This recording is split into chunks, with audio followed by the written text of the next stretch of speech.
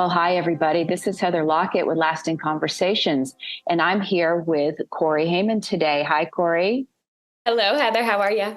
And I did want to make sure I got the pronunciation of your last name correct. Is that It was correct? perfect. Yes. Perfect. Good, good, good. So we are already in the flow. So Corey is the founder and joy maker of a really fun thing called the CocoMarket in Delray Beach, Florida.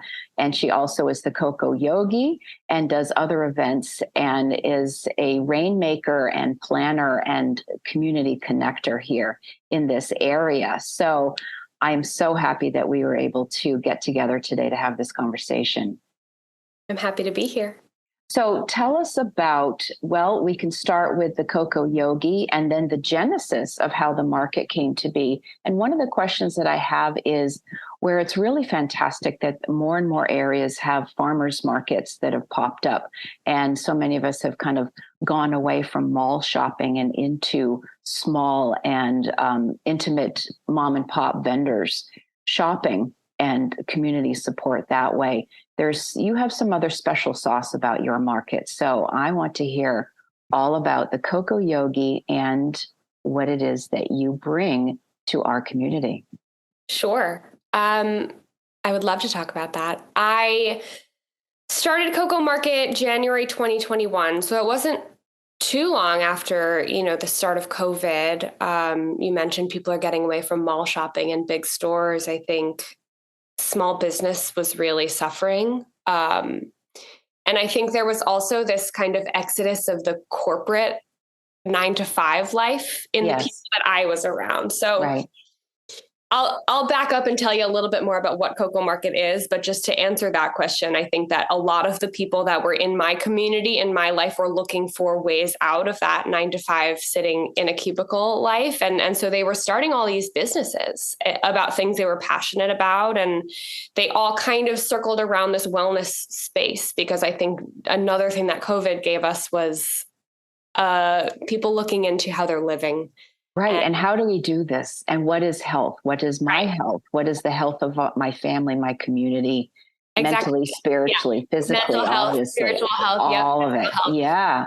All the things. So I knew so many people who were creating these beautiful brands and these beautiful businesses based around that. And I really wanted a day for them to kind of celebrate that, and also for the larger community to come and see what they were doing. Maybe they would get some more customers, maybe someone at the market would find a new healer, and just kind of expand their vision of what wellness could be. So my vision for CocoMarket was a lot smaller than it is right now. It has really, really exploded and taken on a world of its own. But it started out as I just want to create a space for people to shine and people to really show what they do, what they love, who they are, and connect on a deeper level. So I'll back up a little bit. I am a yoga teacher, and I've been teaching yoga about 3 years. I actually did my teacher training during lockdown on Zoom, and I started teaching yoga classes on the beach. And these people were coming and connecting and meeting one another and really making friends and making these lasting connections. And I saw this need to hold space for people. And so I really dove into teaching yoga. I eventually quit my 9-to-5 that I was working, and really dove into teaching yoga. The market was kind of an afterthought of the yoga. Not an afterthought. It was just like how do I expand this? And right. The expansion of it. Started and now expanded into something that's taken on a life of its own, like you said. A life of its own, indeed. Yeah.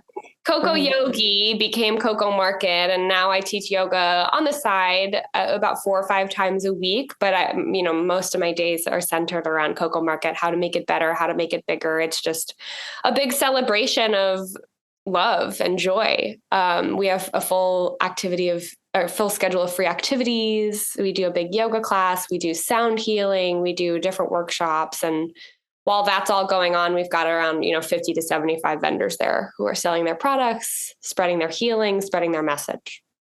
That's so beautiful. So take us to the name Coco. How did you? Is that a nickname from your name, Corey? Yes. Now it is much more. It started out as I needed. Do people just call you Coco? Hey, you're the Coco lady? Yeah. Yeah.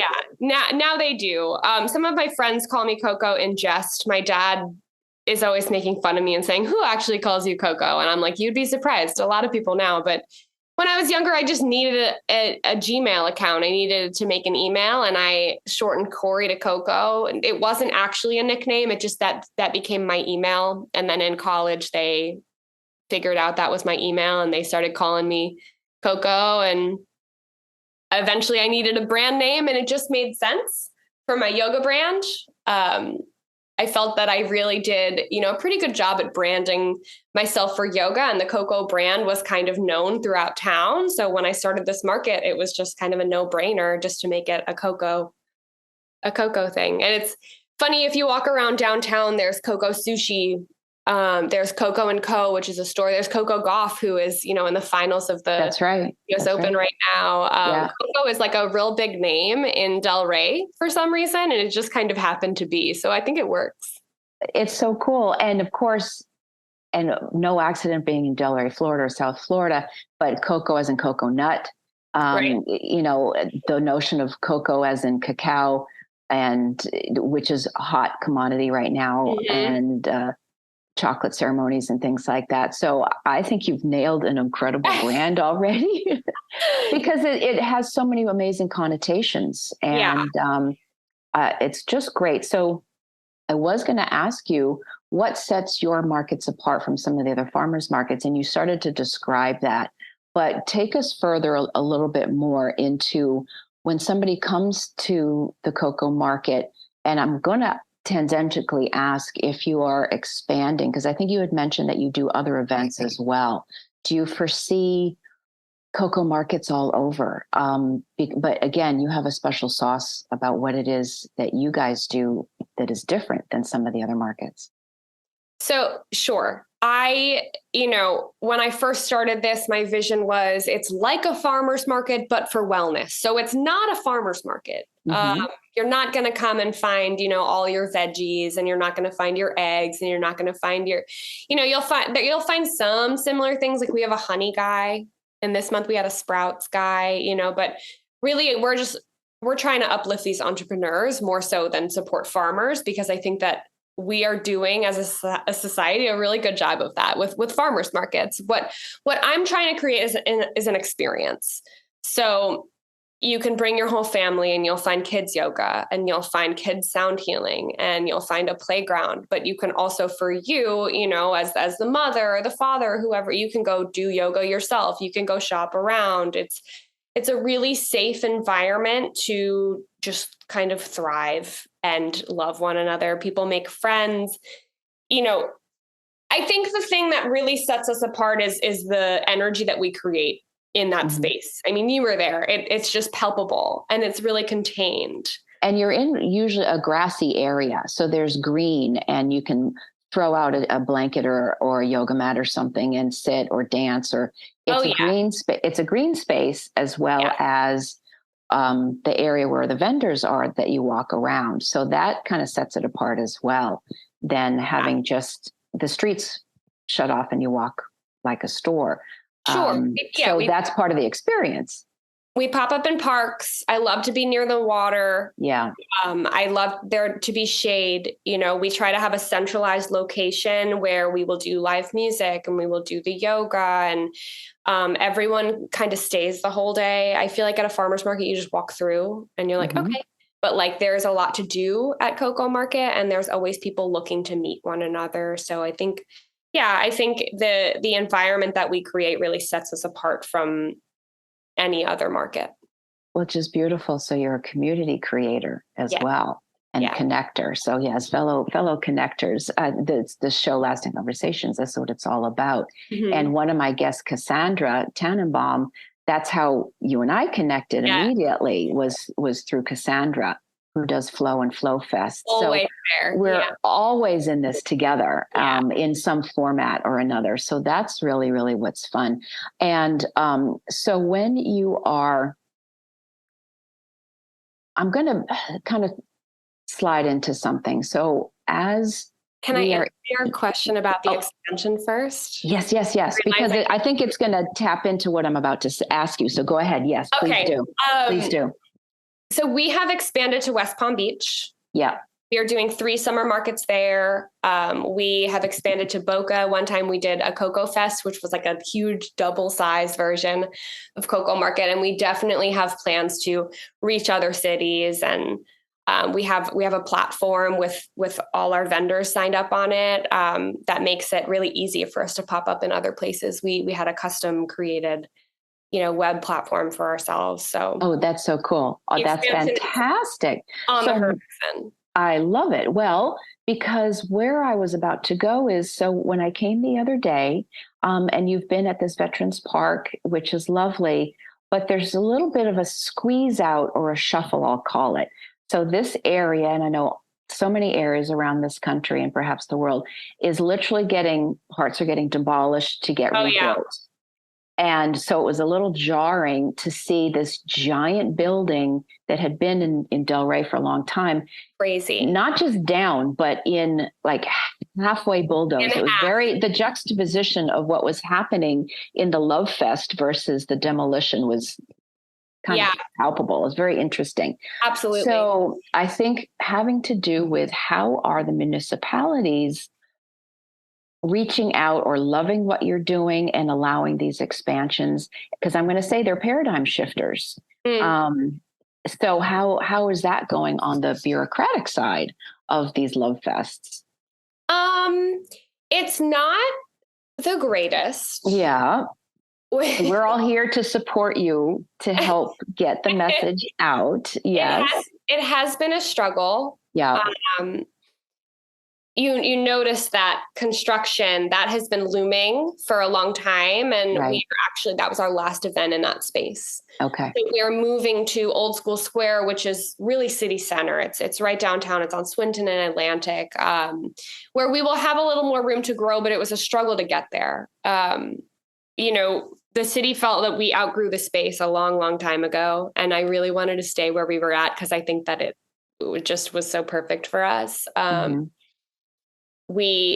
I got a phone call in November last year saying this will be your final CocoMarket at Veterans Park, with like no notice, and that was really jarring. And I fought for us, and we got a petition with I think like 2,000 signatures signed almost immediately, same week. And I spoke to the commissioners at City Hall, and we got an extension, and that extension was for 3 months. And then, we lasted there 9 months. So beautiful. Finally, that was our last event there. And, I think it's tough to work with the city. And I think there's a lot of political things going on the back end that I'm not even aware of.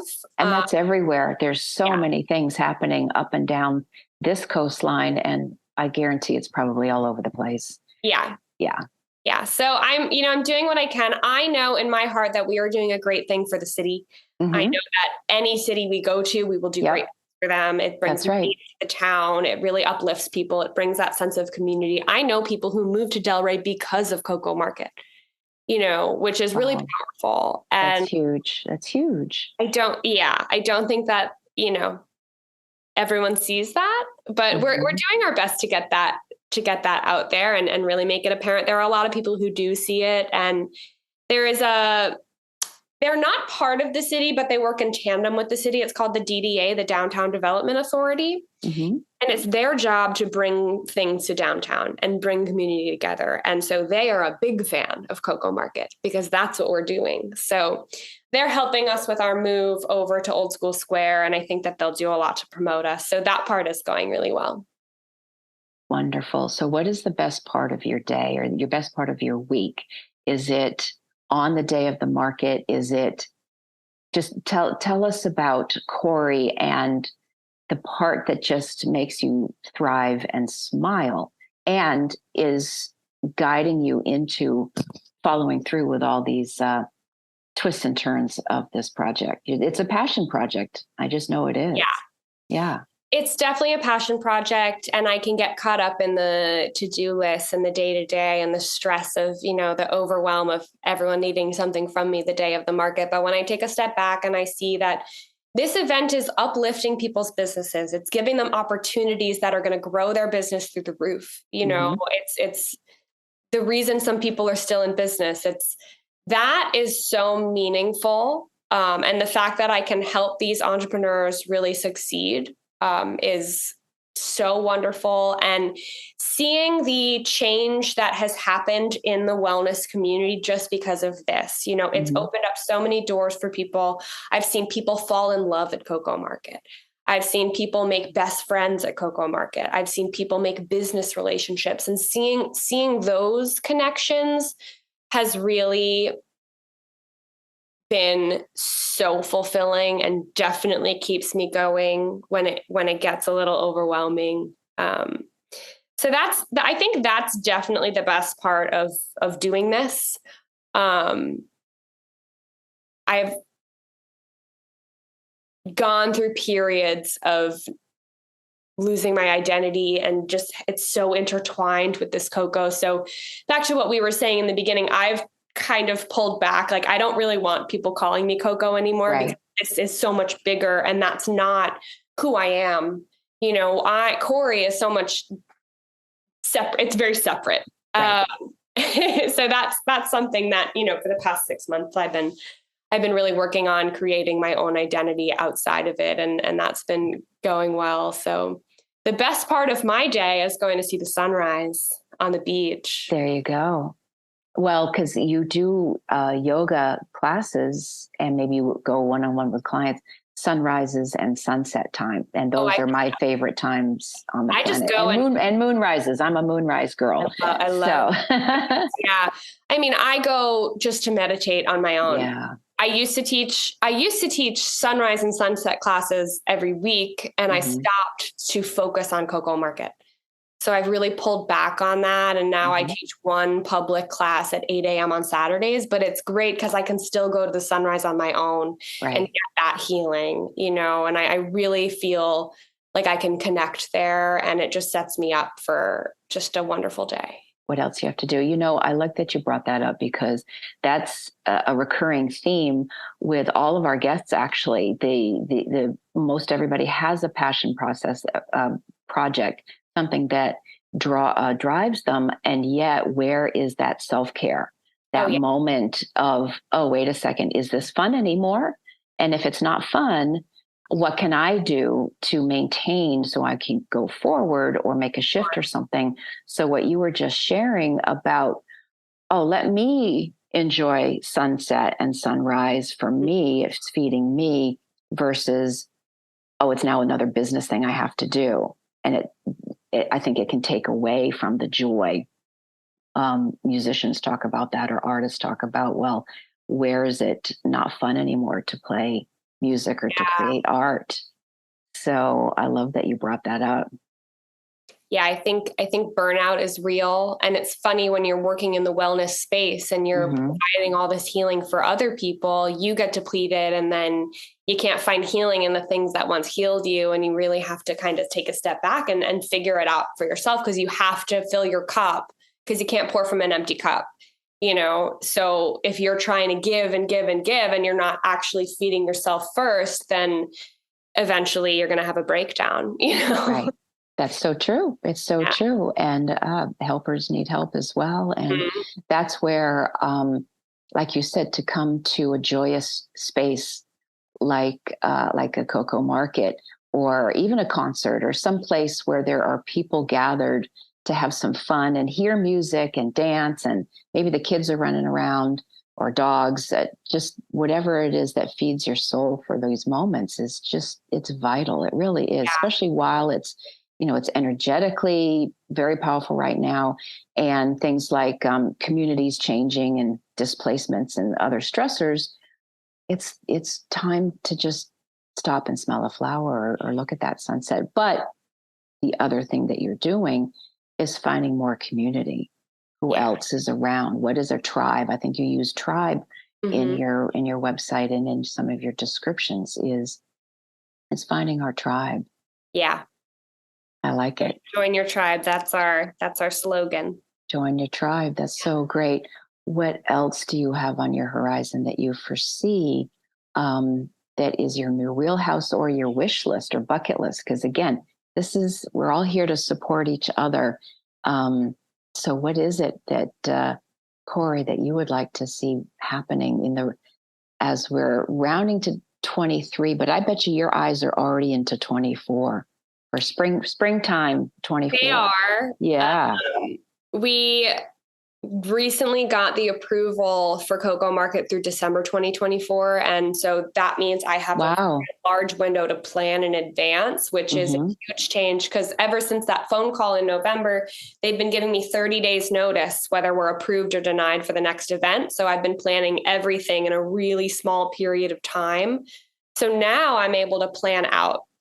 And now that I'm able to plan in advance, I have some breathing room to look into the future and to see where I want this Coco brand to go. And, we've been working on this community page on our website where anyone can create a vendor account, go on and upload an event that they have. So ideally, CocoMarket.org will be the hub for the community here in Delray and beyond, where people who are hosting events in the wellness space and others can go on and they can put their own events on there so that people can constantly be checking CocoMarket.org to see what else is going on in the community. And that I'm very excited about. It's really been put on the back burner because it's just been in such a state of stress for so long. But so that's a big project that's nearly done. And I'm very excited about that. And I also, I spoke a little bit about the platform that we have with all our vendors on it. I am working on potentially leasing that out to other event planners in the area because it's such a beautiful tool. And it's so customized to creating community events. Vendors can make a login, they can upload all of their photos, they can upload their website, they can upload their social media handle, and then they can apply, pay, upload insurance, sign the contract, like all the things can happen right there. We launched this web platform almost a year ago in November of 2023, and we have 1,200 vendor accounts. Wow. So do you have helpers or backers, or who's your team? Who's your tribe behind the tribe? I have one person on my tribe at the moment whose name is John Fitch. He is the one who helped me build this platform. I don't know how to build anything. Well, yeah, because this is huge. Just that everything that you just said is its own animal. So high props to doing that and having somebody that can help you. Yeah, John's the best. So it's me and him, and ideally we will build the team out and have a little bit more help. It's really gotten to the point where I'm wearing so many hats that I want to be able to focus on what I do best, which I think is connecting with people and creating that trust and having the vision for the future. So if I can free up my days in order to do that, I think that that's ideal. That's ideal. So there's a lot of excitement for the future and big things on the horizon that I think could really take the Coco brand to new heights. That's fantastic. And I could see it going, well, dare I say international, but there's something else about the network of other event vendors and things like, again, we're all in this together. And especially where we're here to help support our communities and the people and the kids and families, and to have an enjoyable Saturday or Sunday to come out and play. It's I'm almost getting to the goosebumps part of the show because it just feels nice. It really does. And like you're saying, if people had taken that time to just go in and say, I can't work like this anymore. There's got to be a different way. And something else gets birthed from that. That this is amazing what you're doing, what your friends are doing, what we're all doing here to help support each other. Yeah. I definitely think there's been a huge shift in the community and in everyone I know is people are really starting to think, what can I do? And what can I do that's special? And what can I do that's different? And what do I love? And what do I love? That's the biggest key. Yeah. It really is. Let's see. Could really end on that. Is there anything else to add the extra cherry on that love part?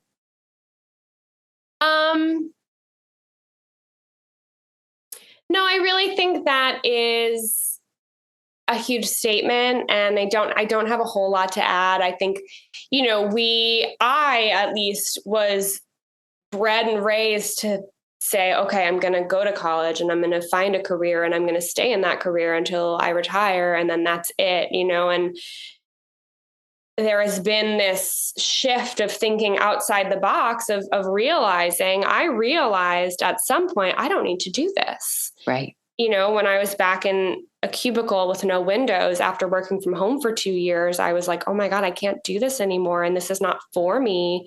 And I really got the chance with that freedom that I had before I was back in the office to ask myself, what do I actually want? And that's not something I ever asked myself before. And I found yoga, and yoga is what I love. And when I found what I love, I just hung on to it. And I did everything that I could in order to make that, my career. And I think teaching yoga wasn't going to be the thing that sustained me, but it opened the door to realizing I'm this community connector, and I can have more, and I can do more, and I can make change. I love it. I love it so much. It mirrors my own journey with this whole show. It was not on my vision board to have a podcast, and I sense that it's another door that's going to open into something else. Yeah, but yeah. what we're sharing here is that moment of, well, what do I love, and what do other people resonate with, and connect with, and so that. This is where the fun is. This is where the fun is. And I saw you the other day just beaming and taking pictures. And I call that the hum or the yum. You were just, this is just yummy. Mm-hmm. You were in that. And so to be able to basically do that every day, that's everything. Yeah, I feel lucky. I feel blessed. I think that a lot of people don't discover that, or don't take the time to try to discover it. Or, right. I mean, everyone has a different journey, but I was lucky that my whole life just was put on pause for a moment, and I was able to ask myself that and really find the answer. Exactly. Corey, thank you so much for popping in today. And it was very organic that we were able to have this conversation, and much appreciated. How can people find you and reach out? Great. My personal Instagram is the Coco Yogi. That's TheCocoYogi. And the CocoMarket Instagram is CocoMarket.tribe. That's TRIBE. Or you can find us at CocoMarket.org. Yay. Thank you again. Thank you. Thank you. And thanks for listening, everybody. Please be sure to like, follow, review, and share this podcast. And if you'd like to be part of the conversations, please send emails to podcast@lastingconversations.com and follow us at Facebook at Lasting Conversations. This is Lasting Conversations. We get to the heart of everything.